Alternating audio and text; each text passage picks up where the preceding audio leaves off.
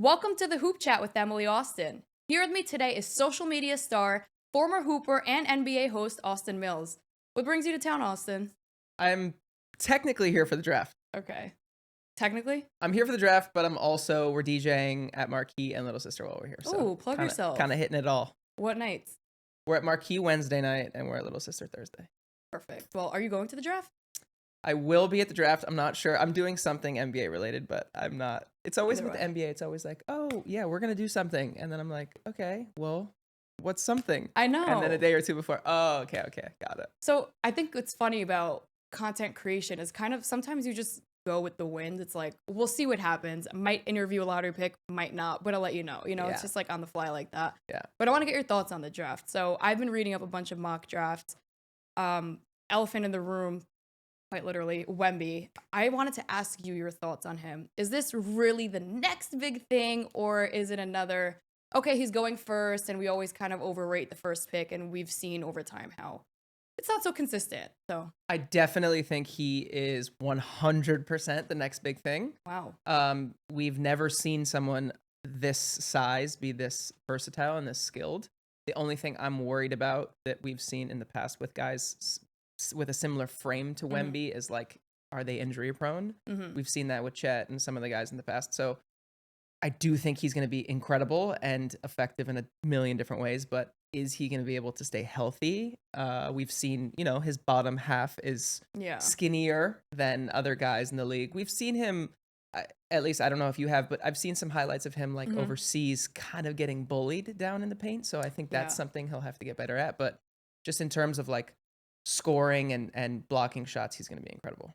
What's Austin's mock top three picks draft? I think I probably have to go with what they have right now. Wemby obviously won. I think that is 100% a lock. I would bet all of my life savings on that. I don't know if I would ever bet all my life savings on anything draft related. I'd put every dollar. I don't recommend it though. Don't do that. Don't do that. Brandon Miller, I think, goes 2. I think I watched a lot of college basketball and he is an unbelievable scorer. He's long. He plays defense. He scores. He just kind of does everything and he looks like an NBA player. And following that up, I think Scoot will go 3rd. Also, just crazy athletic, has some sort of NBA experience playing in the G League. And I think that is kind of a lock for a 1, 2, 3. So agreed on Wemby, obviously, but no, I would not put my life savings. Maybe you're a little more courageous than I am. Second, I would put Henderson, only reason being, he, like you said, he already has the experience. He has the experience. He played 2 seasons with the G League. And because of that, I feel like he has more to offer to a team. So I feel like being a GM, wouldn't you want someone that kind of can blend in easier? It's like less work on your end. Not that they care about that. Right. But I do agree that Miller's a better fit for the Hornets. I would go more, take the most talented player, figure out the role later. Worst case, it doesn't work out. You can always finesse a trade.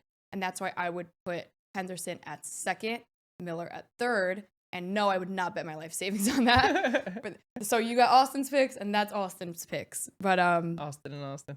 Stepping aside from the draft, so far I've already been loving this offseason. I like to see big trades. I don't like these little, what's the point of that trade? And let's talk about Bradley Beal. Legion Hoops tweets, true or false?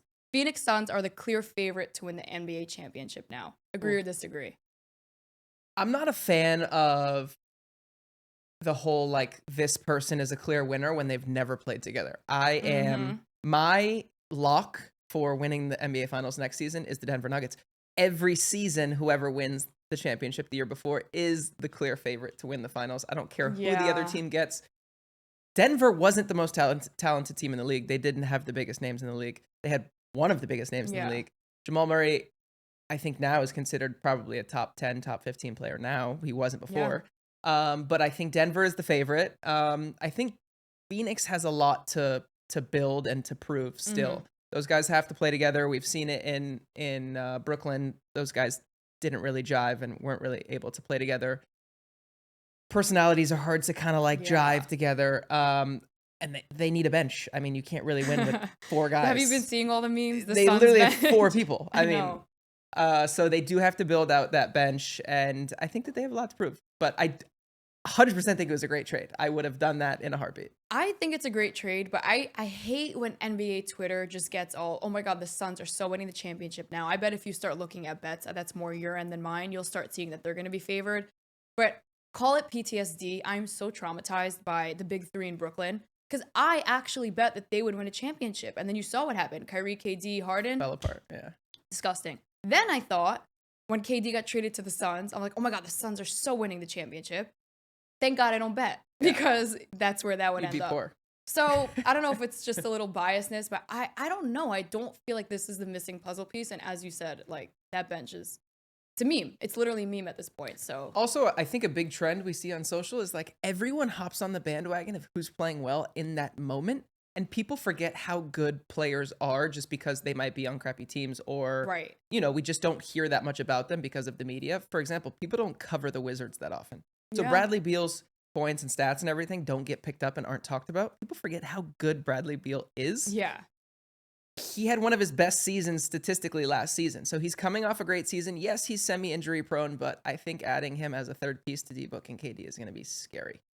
But you know what I also want to get your thoughts on? Why did Bradley Beal sign the no trade? Like no shade, no disrespect, but I don't understand that. And I've been trying to. I'm not sure, honestly. I don't know. I think that's a tough one to comprehend. I really don't know.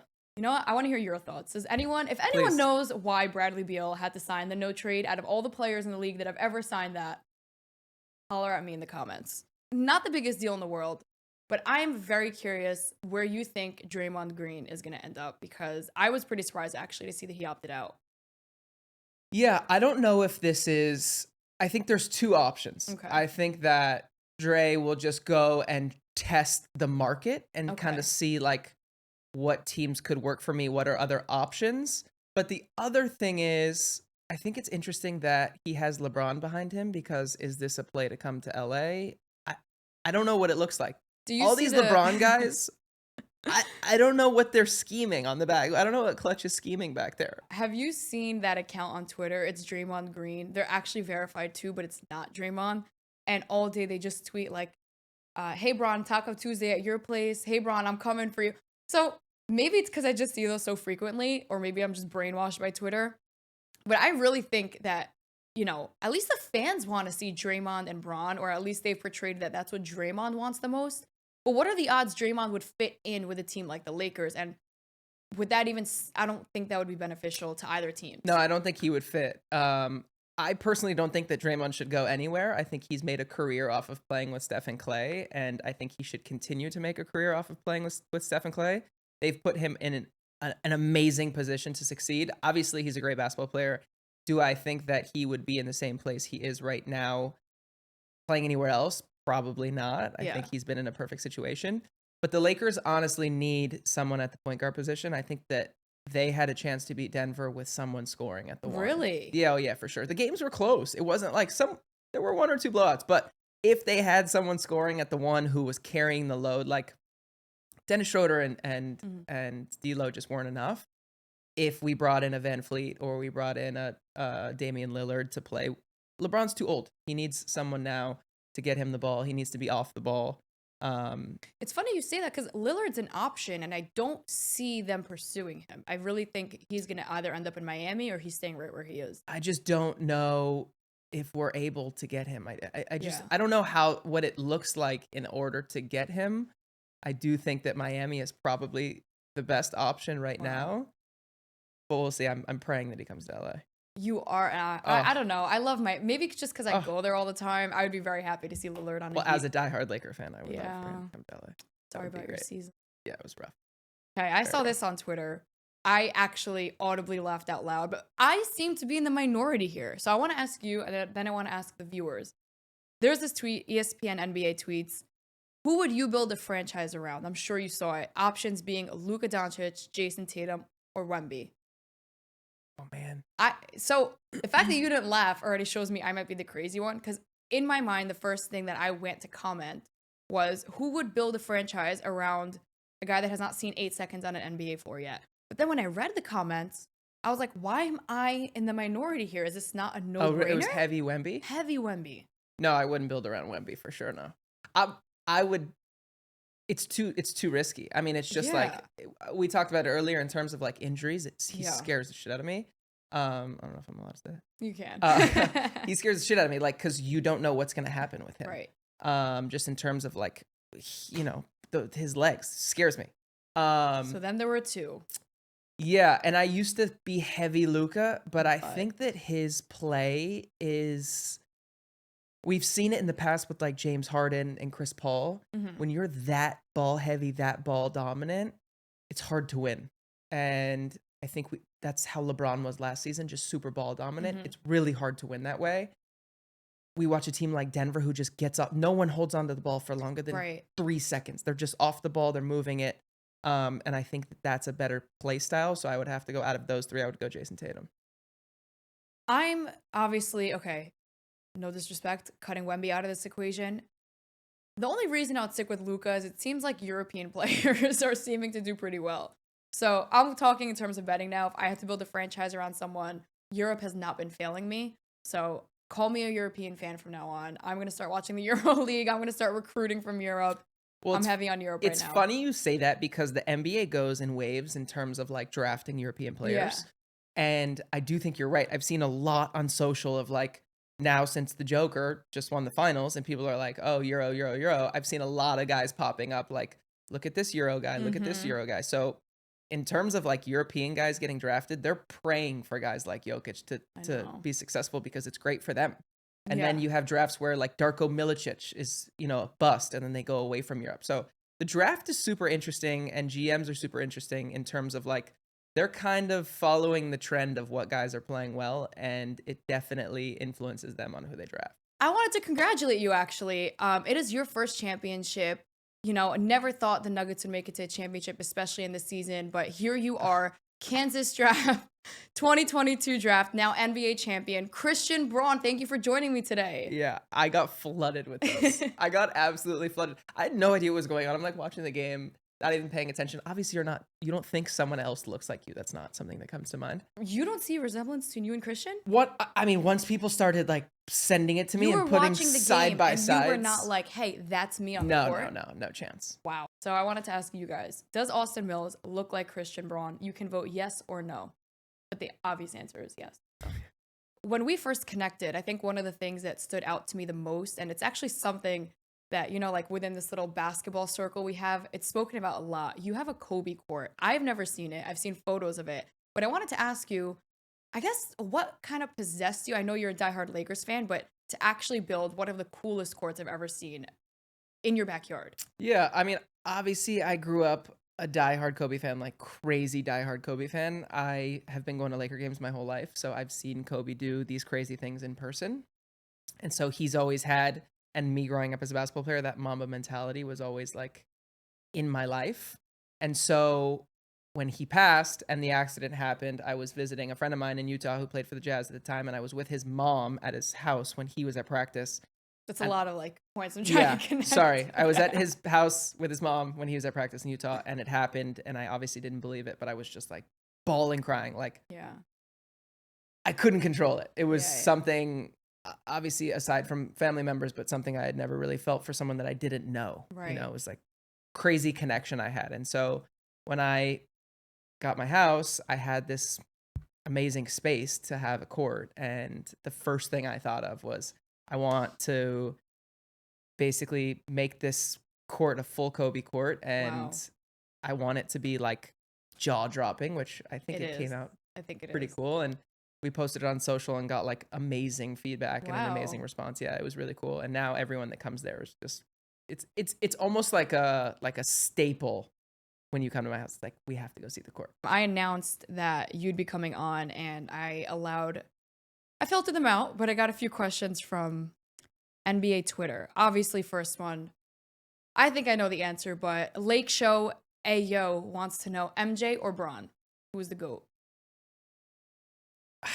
Okay, so I have two sides to this story. Okay. I have like the mentality like the mentality, like GOAT side, and then I Mhm. have like the statistic side. I Mhm. think mentality wise, Jordan is easily the GOAT.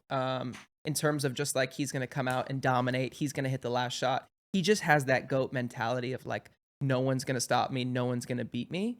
He'll smoke a cigar, he'll play 18 holes, and then score Yeah. 60 on you and win, sweep you in a finals. I think that LeBron is statistically the GOAT, like in terms Yeah. of numbers, no one touches LeBron and the things he's able to do. I also think that's because he has a way crazier body and athleticism and all of that compared to Jordan. If MJ had his athleticism, his Yeah. size, it would be a completely different story. But I just don't think that LeBron has that same GOAT mentality that like Jordan and Kobe both had, where it was like, anyone that gets in my way, I'm going to like rip you apart, Mhm. you know? So I would say half MJ in terms of mentality and half LeBron in terms of statistics. I'm going to tell you and you guys why I just don't like this debate, and tell me if I'm wrong. I just feel like the times have so drastically changed. Not in terms of like, yeah, social media takes now mental effect into careers and yada, yada, yada. I'm talking more like I genuinely feel like the NBA became pretty soft over these last few years. I think it was way more aggressive then. And I think to compare players from different eras just isn't a valid argument because MJ had to deal with things LeBron didn't. And LeBron needs to deal with things that MJ definitely didn't. Right. And I feel like this argument, it's just kind of like a never-ending vicious cycle. 'Cause how do you compare? Yeah, a lot more of the basketball guys start to mention this stuff when they go, you know, like the JJ Redicks of the world. They're just Yeah. like, hey, basketball's completely different. And it's So true, different. it's forever gonna change. I mean, we're already seeing kids in high school. When I was in high school, some kids were dunking, you know, they're like kind Yeah. of rim grazing. These kids in high school are like double Yeah. between the like basketball's forever gonna evolve. And I do think it's gotten softer, but it's also gotten way more athletic. And so like the guys that were guarding Jordan back then were clearly not as athletic as he was. Right. And I think he had a big jump on the competition. And now guys are way more athletic. LeBron is clearly more athletic than the rest. Right. But I do think if you put the athleticism compared to back then, it's just completely different. So I do agree with you in terms of like, it's a very hard debate to make. We're boycotting this debate. Yeah. OKC Riz wants to ask you which player has the most Riz. Which player has the most Riz? So former players, one of my best friends is Chandler Parsons, and I would say in terms of former Riz, if you look at his past roster, it's pretty hard to beat in terms of like if you look at like Derek Jeter's roster, fantastic roster. Chandler when Parsons you said roster, it didn't click to me what you were. I got it. yeah, female roster. So I would have to put former players, Chandler Parsons definitely up there. If we're talking current players, God, that's really tough. Most Riz. I gotta go Shams. Really? Shams Current player. Shams. Last question from Julius Randle, New York Knicks. He had two. He asked, how do we save the Knicks? And do the Knicks trade Julius Randle? So this is no shade to Julius. I would say yes, you need to trade Julius. I just don't think that he fits into their play style. They're very fast, run and gun, shoot. And I don't think that Julius fits into that. I think Julius fits into a team that's more like, let's run it through the post. Yeah. Cut, kick, double comes, kick it out. I think that if they're able to replace him with someone that can run the floor and shoot threes, they'll be much better off. Allow Jalen to attack and get in the paint and kick out. In terms of like a Jerry and Grant, for example, I think would be an interesting one to replace Julius with, or kind of like a wing like that runs the floor, like Miles. What's my man's name in Brooklyn? Why am I blanking? Mikal Bridges. Miles Bridges, yeah. Figured. Yeah. Bridges threw me off. Like a Mikal Bridges, but I think the Knicks have a lot of potential. I did not think this. But obviously, Jalen Brunson. A lot Brunson, of people wrong. They were very good, and they lost some steam and lost some juice. But I think you replace Julius Randle with a wing guy, and they'll be competitors for sure. Definitely, I would start with the Knicks, but then we're gonna go on for 45 minutes, so I'll save that for another episode. Yeah, I can't imagine how you feel. We'll do a Knicks edition, but that's me as a New Yorker. This is actually my favorite segment. I came up with it myself. It's called the Austin Awards, where I want to rank something every single week, but I think it's really important for me, at least, to start ranking so far the biggest NBA controversies this season. So I'm going to give you 3. You give me your ranking. I'll give you my ranking. And then we'll see what the viewers think. Okay. So the options are first being the worst controversy, third being the lesser of the evils, being, okay, Ja Morant, and needless to say, his whole controversy, Zion's baby mama drama, or just Kyrie Irving, period. Like, that's the controversy. Whoa, that's with a lot of shade, too. That's honestly hard. All right. I think I have to rank Ja 1. Okay. Because Ja will be affected the most by his in terms of suspension. Kyrie and Zion really aren't seeing suspensions that Ja is seeing. I mean, Ja is seeing, was it 10 games last season and 25 this season? It's like 35 total. Mm-hmm. That's a lot of money lost. Yeah. Also, because he wasn't able to make first team, second team, third team, whatever it is, he loses out on more money. So and also brand deals. I don't know what Nike said. Nike did say they're going to stick with him, but I don't know what other brands he has, secondary brands, third brands, that he might be losing. Right. So I would say Ja's number 1, just in terms of like things he's going to lose. For sure. Number 2, I would probably go with Zion because his immediate family is being affected, which sucks. I mean, she's not letting down. She's just not. going at and it. She just mentioned something about a sex tape. Which she's gonna leak it. She's telling the Pelicans to trade him. Oh my god. Okay. Well, she leaks that, by the way. She goes to jail. Can't do that. I hope she does then. It's literally against the law. And that would be, I mean, that would be a big blow. Sex tape released is just. How much do you think a team would care about that? It's not necessarily the team. I think it's Zion. Yeah. I think like mentally that really, really, really affects you. Yeah. In terms of play, in terms of just everything. And so that's why I put it at 2, and then Kyrie 3. I think Kyrie's is definitely controversial, but you know, people kind of forget those things. Yeah. Sex tapes stay on the internet forever. That's true. Your baby mama remembers forever that all this has happened. Kyrie, I think people, you know, it'll kind of come and go. You know, he came out and apologized. I think that there's ways to kind of like let that just wash away, and you know, some team will pick him up and it'll be all good. His money won't be affected. None of that stuff will be affected. Yeah. So I definitely agree Ja's number 1, although I appreciate the fact that he's trying to like almost, he's not apologetic about it, but he's just trying to say like, you guys are reaching. Like he posted a video of this gun as like a lighter and he's like, oh, it was fake.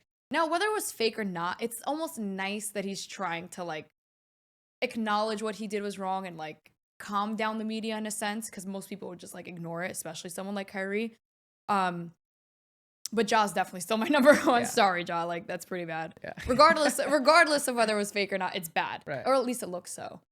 I, being the Jew in the room, would put Kyrie second, not because of, well, in addition to what he did, I don't think it's over. That's my thing with Kyrie. I feel like he just every season, you heard it here first. I think Kyrie's not done with the controversial. Something's gonna come up again? Something on the Nets. It was the vax stuff. Then the Nets, like, I don't even know. He's like blackballed from the Nets. He's just gonna, the earth is flat. He's anti-vax. Whatever it is, it's controversial. And I feel like that's just his persona. Now, some people like it, but some people don't. And I personally, I don't think a team, I was very surprised to see Mark Cuban sign Kyrie. But yeah, I think he has some stuff left in the bag. The question is what, but I think we're going to find out. And then I think Zion's situation is bad, but unfortunately it's not super rare. I know maybe in the NBA, but in today's society, it's not the worst thing in the world. And I think it will blow over. It might suck for him. He'll get trolled. I'm sure there'll be posters if God forbid something gets leaked. But like you said, I don't think she's going to leak anything because she's going to literally be behind bars. Yeah. So given she does not leak it, I think Zion's goes third. It's just like another Tristan type thing. You know what I mean? I do think you're right. Well, we should put Tristan in here. Kyrie will resurface again. I think for sure he'll resurface. I think he kind of has like that just something in him that needs to speak out about wild things. Let's see. You know what? Let me make a prediction. What's next? UFOs. You heard it here first. Not a bad call. Kyrie believes in UFOs. Okay. You heard it on the hoop chat. Now, I want to do with you start bench cut Austin Mills edition. Okay. So first, we're gonna start bench cut sneakers. Okay. Sean Weatherspoon Air Max, Jordan 3 white cement, or Travis Scott Jordan 1s. One gotta go, one sitting on the bench. This is so messed up because she asked me my 3 favorite shoes, and this is why she asked me my 3 favorite shoes. God, it's really hard. I would probably have to start the Weatherspoons. I think that's one of my all-time favorite shoes. Yeah, Just in terms of like look, comfort, creativity. I got to bench. I think I got to bench my white cement, and I got to cut the Travises just because the white cement is like a classic. It's like OG MJ staple shoe, can wear it with anything. And I just think the only reason I would cut the Travis is because I like shoes that are yeah, well, that too. But I like shoes that are a little bit more rare, low key, and I think Travises are just, you know, everyone knows a Travis and everyone like loves, and it's such a hyped up shoe that that's the only reason I would cut it. Okay, and now I asked you for your 3 favorite cars, so I'm gonna hurt you here. Mercedes G-Wagon, Ferrari, what is this? 488, and then the Lambo Urus. Oh God, it's so hard. Okay. Watch how we have like, you know those shows where they surprise you or behind the scenes, like they're gonna come out, you just want a Lambo? Be careful, Austin. I'm gonna start the G-Wagon. I just think wow. Everyday car. I heard they don't ride well.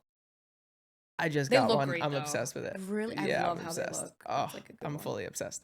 So I would start that, and then I would bench the 488 just because that's like my ultimate dream car. Okay. Ultimate dream car, and then cut the Urus. But I do love the Urus as well. Okay, so you absolutely despise the Lambo then? Yeah, exactly. I hate it. Never drive it. No, it's probably the second best SUV on the road behind the G-Wagon.